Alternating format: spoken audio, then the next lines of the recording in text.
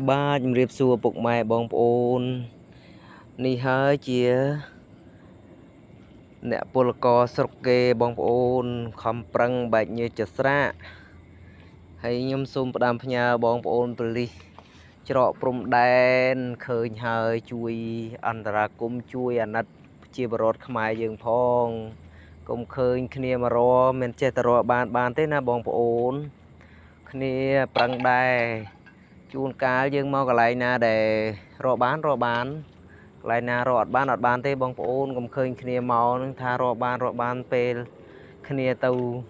ចង់ត្រឡប់ទៅស្រុកទៅអីវិញគ្នាក៏